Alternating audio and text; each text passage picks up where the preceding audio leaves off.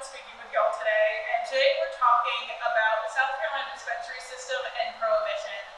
And with that, I always like to start with the fact that I grew up in Pennsylvania, which feels like a weird segue, but I promise it's related, because anytime since 1933, if you attempted to buy alcohol in Pennsylvania, you had to go to what's known as a state store in order to buy it.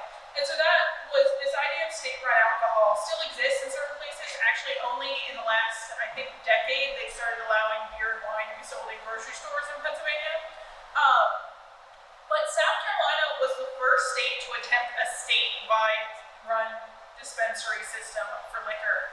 And so we're going to talk about how we got there, a little bit about what happened with it, how it went, and then moving into state prohibition and federal prohibition after that. So that's kind of an overview of what we're going to be talking about here today. So with that, we'll start with the overview on how we got here. And so you may have heard of the temperance movement before. And so what that is kind of a movement where anti-alcohol was a big part of it in that sense. It actually really started in northern states and kind of very slowly spread to southern states from what I read. And I think this is a personal kind of opinion on things that I've read, but I think that's partially because in the north it was a lot more factory centered, and so your neighbor being drunk was a little more effective of you than the farm down the street. And so it had a little more effect on your life than when you lived kind of more separately and were growing your own things. That's why I think the South, it was a little longer till it got to the South and really dug in, but it was definitely around, especially in the late 1800s. We start to see alcohol laws. The very earliest that we see are actually reducing the amount of the limiting alcohol for slaves is kind of the first we see in South Carolina, and it wouldn't be until 1842 that they required licensing to sell liquor in the state. Before that, you didn't have to have that. Now you do. A few years later, they start what is a minimum sale and also a tavern keeper requirement. So that minimum sale said that if you were a wholesaler, you could sell no less than 1 quart not to be drunk on the premises for retailers of alcohol. As far as taverns went, there were rules that you had to have a place for people to sleep, a place to hold horses, and then also, in order to even start a tavern, you had to get recommendations as an upstanding person in your community. So I believe in rural communities, it was about 3 people. In cities, it was usually about 6, varied from place to place. But it was this idea that you were an upstanding citizen that would sell alcohol in a way that wouldn't cause harm to the community. And so you have those coming in 1849. In 1882, you start to have what's known as a local option law, which meant cities, counties, areas could choose for themselves whether they wanted to allow liquor licensing at all. And if they did, they would set certain fees for what that liquor license was. And so one of the ways during this time, if a county didn't go, or a county or a municipality didn't go dry, one of the things they would do is often have a high fee for that license, and what that did is kind of deterred too many of them from popping up. One of the side effects of this actually is that usually you had an established person that was kind of selling the liquor in the area, and they would encourage those fees to get even higher because they had the income to maintain it, and it would keep competition from happening around them. So that's kind of an interesting little thing we see during that time. But we really see what seems to be South Carolina heading towards prohibition during this time. In 1889, there's actually a prohibition bill that goes up that is just barely defeated. It just barely doesn't go through. Just a few years after this, in 1891, we see 60 towns and several counties in South Carolina that are entirely dry. And so it does feel like we're heading towards prohibition. The dispensary system is introduced with this, and so let's shift into that. The dispensary system is, again, like I mentioned, that idea of state-run alcohol. We'll get into that a little bit more in a minute. But this was proposed by sometimes you hear people refer to it as Ben Tillman's baby because it was something he was really involved in. There are apocryphal stories on how he came across the idea, that like there's stories about like somebody whispering to him about it at a party and like different, those stories that come about. But the reality is South Carolina wasn't the first place to attempt a dispensary system. Right across the border in Georgia, Augusta, Georgia, was actively attempting a city dispensary system throughout time.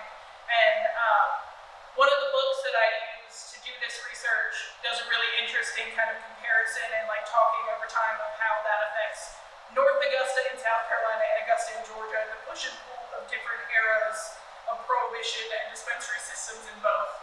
So I'll recommend that book at the end if that's something you're interested in. But it was happening. He wasn't the first person to come up with this idea by any means, but he was definitely the first to suggest it as a statewide system. So South Carolina is the first to even consider attempting this on a state scale. And so it initially passes in 1892, and it's considered kind of a potential step in the right direction due to the kind of laws associated with it, or like the protocols, I guess we should say, associated with it, which we'll go into more in just a minute. But that first bill is passed in 1892. There is a second version of it passed in 1893. That's important. We'll come back to that later. But that adds things called constables who have kind of statewide jurisdiction to enforce the idea of this dispensary system, and that being the only place selling alcohol. And so, again, what this is a state monopoly on liquor sales, where all that profit goes back into the state, the county, the municipality that is in. So the way that it works is that all of liquor is brought into or bottled by a wholesaler in Columbia, and it is then distributed to the dispensaries that are out there, and the profit from that process goes straight back into the treasury to help work on a number of different things. In fact, at a certain point, a lot of it is going into school funds. It's funding directly into kind of the school fund at a certain point. For the dispensaries themselves, half of that profit is going to the county to help with municipalities or with infrastructure and things like that, and half of it is going to the municipality that it's in, so going to that city, and again, helping infrastructure. So it ends up being a way that certain cities are really able to kind of build themselves out also during this time. And so communities had to have majority support for a dispensary to exist in certain places. And so it's with this first law that's passed, there's a lot of argument on whether or not Horry County was even eligible for one. There's an article that I know it may be hard to see, but from January 5th of 1893, that the last sentence there is, "We think Horry is exempt from the provisions of this act." And so during this time, it wouldn't be until 1898 that Conway is incorporated. We had no incorporated towns at the start of this process. And so because there were no incorporated towns, we didn't have liquor licensing, because that was something an incorporated town did, right? And so there was this argument of, well, we don't even have liquor licensing, why would we have a dispensary? But when I talk about that second bill that passed, it also set for one dispensary to be in every county seat. And so that created a dispensary in Horry County for that.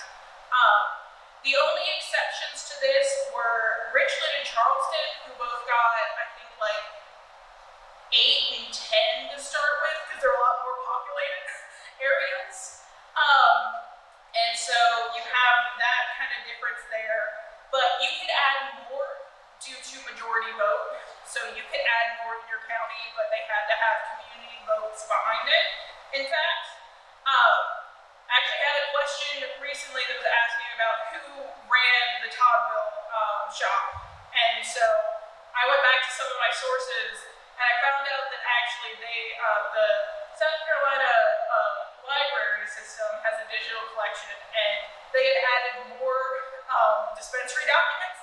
time I looked, and I found a document that showed that Morris, Nichols, and Todville all had dispensaries in 1905. So at one time, we had 3 dispensaries running.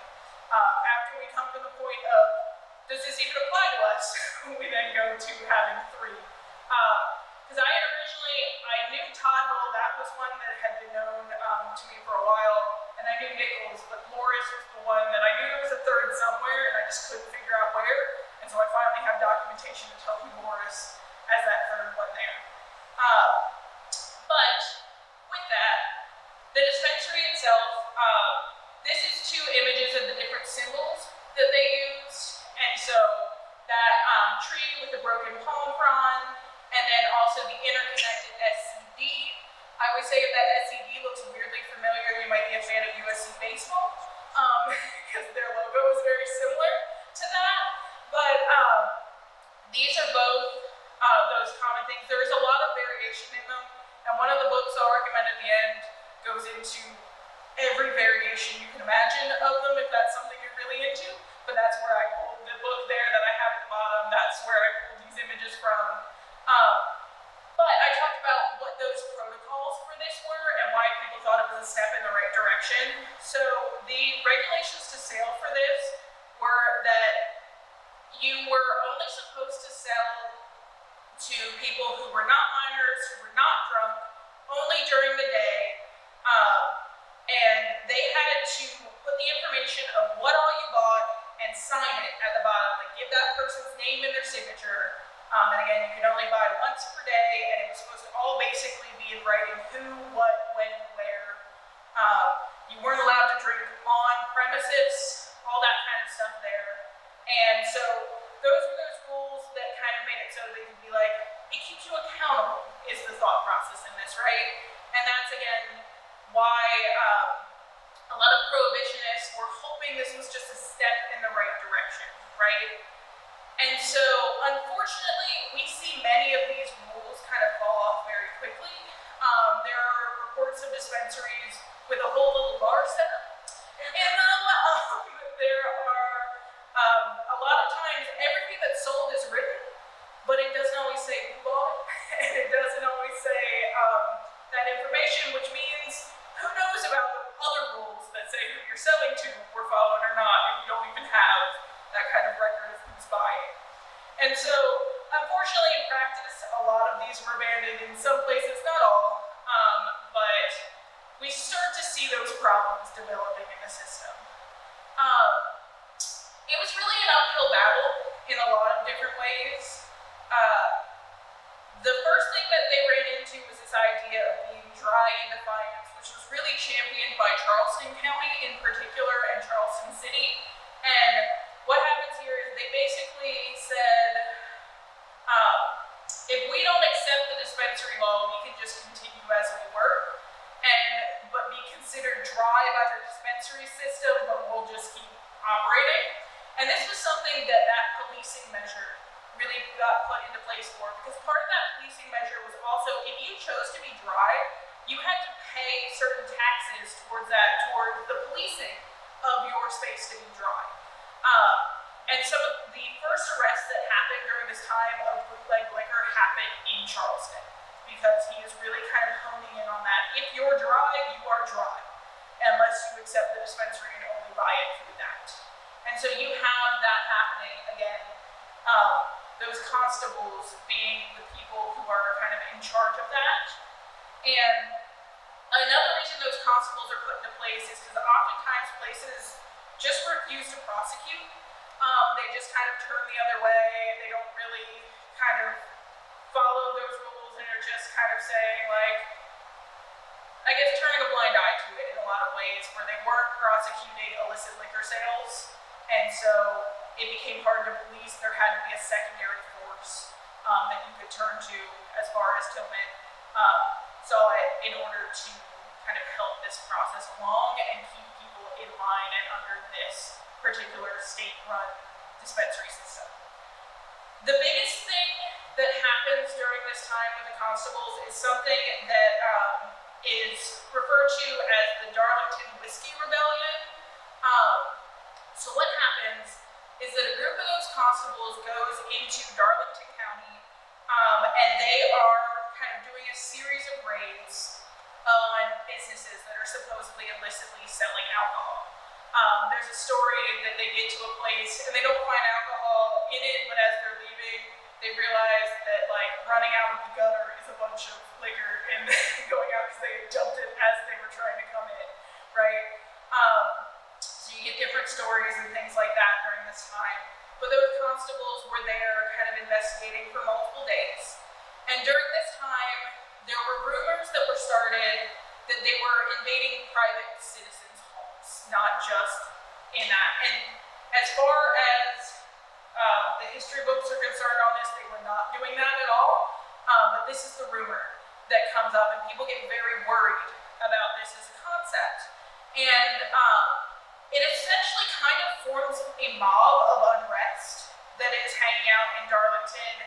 At one point, they steal a bunch of weapons from the armory in Darlington County and then put it back. It's a whole kind of weird system that happens there. But it all comes to a head as the constables are leaving. They're waiting for a train that I believe was actually delayed at this point in time. They're waiting for a train to leave. And there is some kind of argument that pops up. There is a he said, she said of who drew guns first or what happened exactly, but there were insults thrown, there were guns drawn.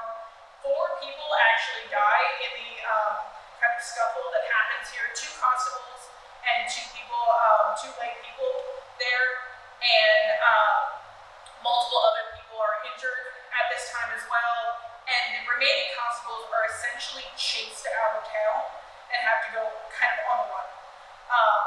And it creates this huge unrest, as you may imagine. At this point, there are people coming from other places that are trying to support Darlington over the last few days. Governor Tillman basically cuts off communication to the area to try and start to figure out the whole system and what's going on. And he calls on militias throughout the state, and multiple of them basically say, we will not get involved in this because it's essentially creating a civil war within our own state. But there are a few that respond. There's also a civilian militia that responds.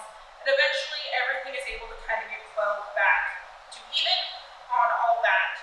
But this is a huge thing that happens. All 4 of these articles along the bottom here from the Horry Herald, 2 different H's get me all the time. The Horry Herald, on April 5th of 1894, all 4 of those are on the front page that day talking about this whole situation. So we've got this kind of crazy situation going on.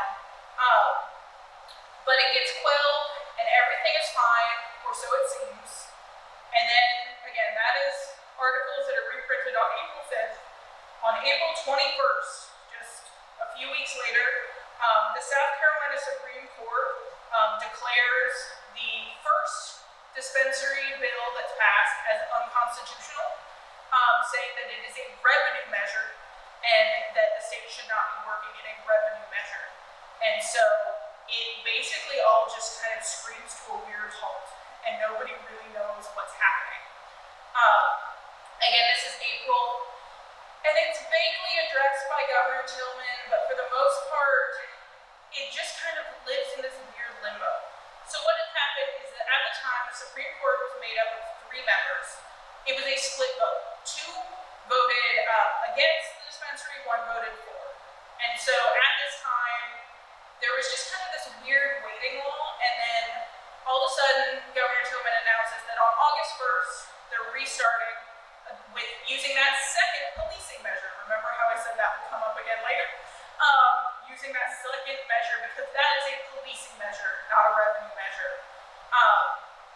Ironically, or not so much, if you understand, is that August 1st was when one of those 2 justices was retiring, and he was being replaced by someone who was a lot more pro-Tillman's policies, and so he knew he wouldn't have any opposition at this point coming back in with that second one, and so him starting that basically the day after his retirement was very poignant on what he was saying on that idea. But in August, and it works for the next few years.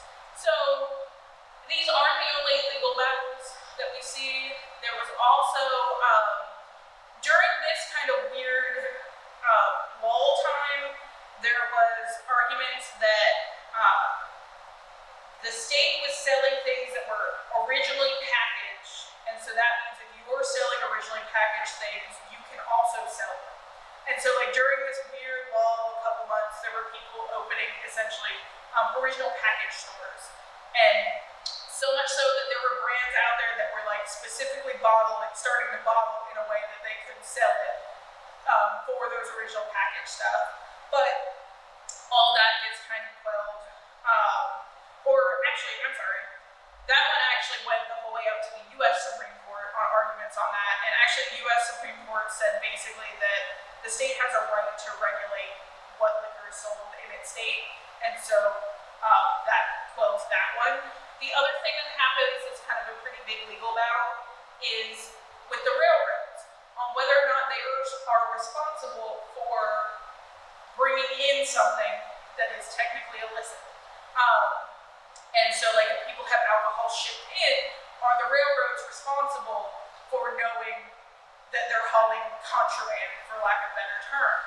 And that goes through the court systems and eventually rules in the favor of the railroads, that basically they're not responsible for what other people are doing, they're just shipping it at the end of the day. And so those are just a number of legal battles that we see going on during this time. Leading up to the point in time where you start to get more and more scandals coming to light. That wholesaler space in Columbia, there comes out that there's a number of bribes from alcohol manufacturers on like who stuff should be sold.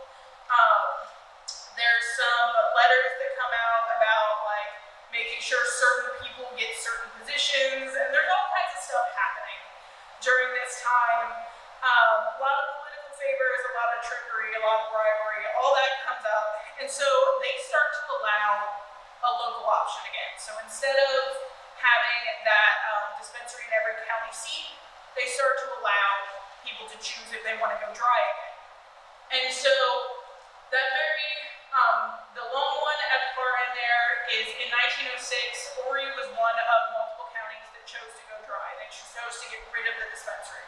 Which is interesting because that 1905 is when I showed you we had 3, right, at that time. Also interesting is and I know it's very hard to see, but in this middle one here, it talks about in 1905, the profits from the dispensary system were $870K in 1905. That was a 94K increase from the year before. So this was making a fair amount of money, and this is 1905. And of those profits, 214K of it was going straight into school funds at this time. So again, the way that the lottery system is now, they're kind of putting that money back into those schools and back into the municipalities and that stuff. And so the dispensary seems like it's doing pretty well, but also we see multiple counties still choose in 1906 to get rid of it at this time. Now, part of all this too leads to the idea of blind tigers and moonshiners and that kind of stuff being more prevalent again. I've done some research on where the term blind tiger comes from, and there's lots of different people with different opinions on that. What it seems to be is the idea of like a front, the idea that like, come see this cool blind tiger, and if you know the right people, you can get some alcohol of that, right? So that idea of kind of like a distraction front, where behind that you can be involved with something illicit, seems to be the general consensus on that. I've also heard it referred to as blind pigs on occasion, but blind tigers seems to be the more common term that I see. And especially in a rural county like Horry, they were cropping up a good bit.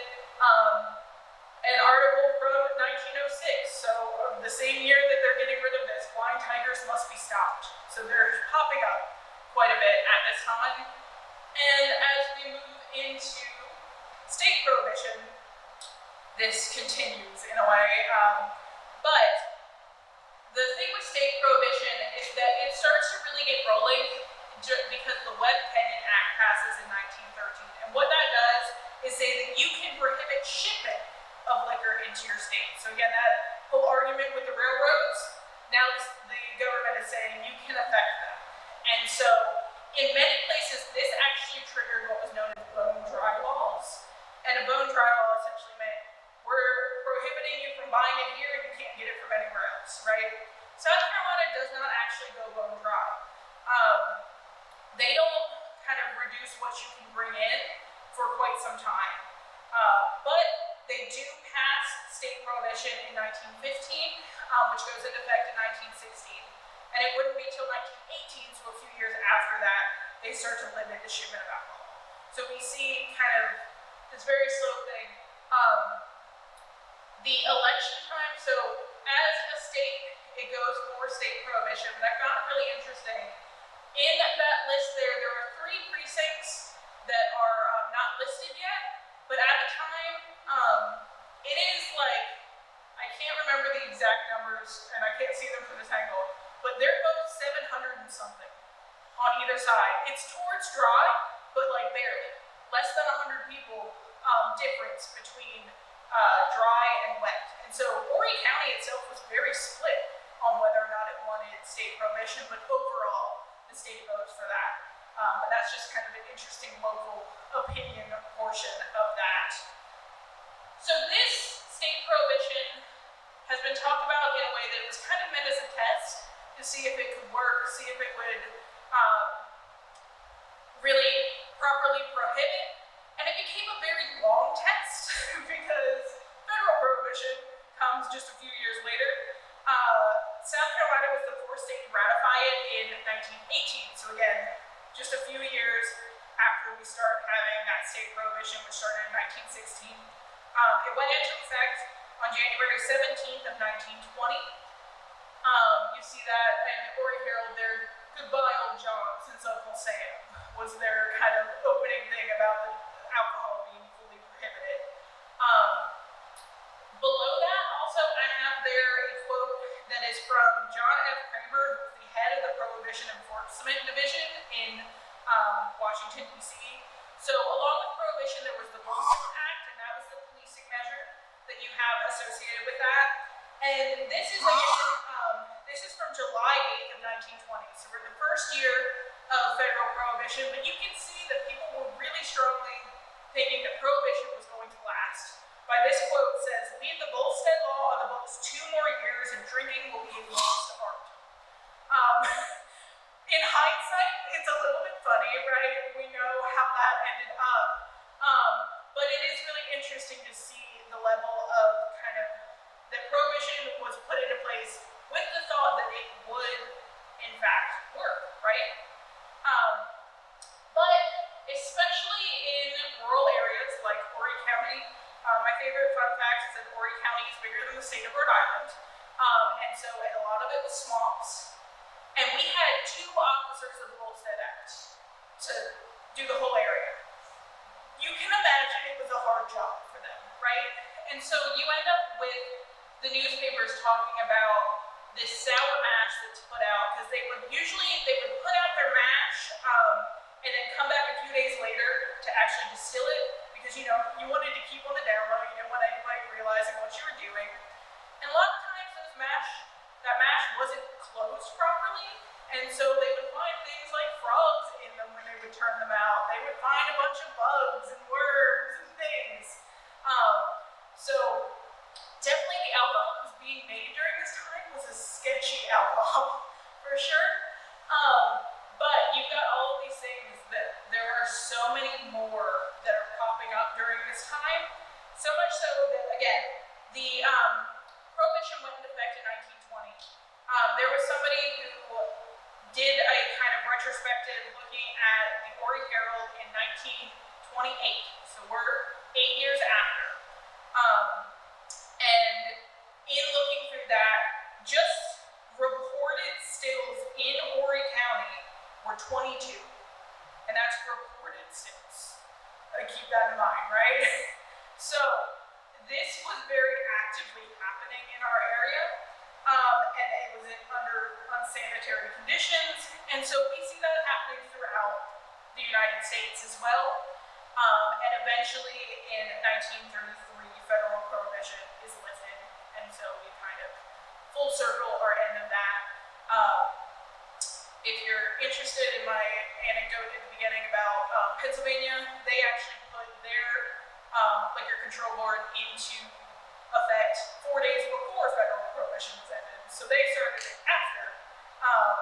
But South Carolina was the first state to attempt it on that scale, and so this was just kind of an overview of all of that. I've got one more thing I want to mention before we kind of shift into some other stuff, and I'll take questions. But I went through a lot of newspaper articles for this, and there were a lot of fun stories that I found on different illicit liquor sale stuff. There's one that I didn't put in here that was about liquor that was found under church steps on Christmas that then the person who reported it tried to steal it back, and then also it got put in City Hall for the night and then it disappeared over that night. So there's a lot of fun little things that are happening. But my favorite one is called Out in Jordan Has a Good Mule. This is from 1922. It starts off with my favorite opening line: Out in Jordan was betrayed by a mule. So again, you know this article's going to be good, right? So the story is that he was going to get medicinal alcohol for his wife. And in going to do that, on his way back, he essentially drank that medicinal alcohol and put his mule into autopilot, for better or worse at this time. And so it says he lives just a few miles from Conway, and it was really easier for this mule to have hung up there instead of bringing him into the arms of the blue-coated guardian of the law. Instead of finding himself at home, as according to all rules and former practices of this mule, not the first time he's put him in autopilot, he thought as he thought would be the case, he waked up from his spree to find himself in jail. And so what had happened is that instead of going home, the mule went to a shopping center in downtown Conway where a police officer noticed him passed out there. This is a fun thing, one, because I think it's just a fun story, but also it's not unheard of that he probably would have put that mule in autopilot because mules are creatures of habit. He probably did take him home multiple times, and just this one time, I guess, he was feeling a little spicy. So with that, I'm going to give you a couple of resources if this is something you're super interested in. So The Coming of Southern Prohibition, when I mentioned earlier that book that kind of looks at that tug of war between North Augusta and Augusta across that border there, this really goes into that, but it also gives you a really good overview of the dispensary system. I talked also about the book that goes into every minutia of the different bottles that you can find. There is also a history of the dispensary at the back of that as well. So that's the South Carolina Dispensary of Bottle Collectors Atlas and History of the System. Other things that if you aren't aware, the Horry Herald and a lot of different South Carolina newspapers are actually available via the University of South Carolina libraries. They're accessible online if that's not something you're aware of and you're not able to go to the library to access the microfiche. That's a good place. They're not all there, but there's a lot of them up there. Also, I mentioned that retrospective on 1928 and looking at that. That was from the Independent Republic Quarterly, which is that a newspaper that was written, a quarterly newspaper written by the Historical Society of Horry County. And so that article was in there. And then I mentioned the South Carolina State Library has some digital collections as well, which is where I pulled some stuff from. So a lot of different things there. But hopefully that gave you a good kind of general overview of this. This is a large topic. I kind of tried to keep it Horry County centric as I could while it was affecting the whole state. But I appreciate you guys listening to me talk, and if you have any questions, please let me know.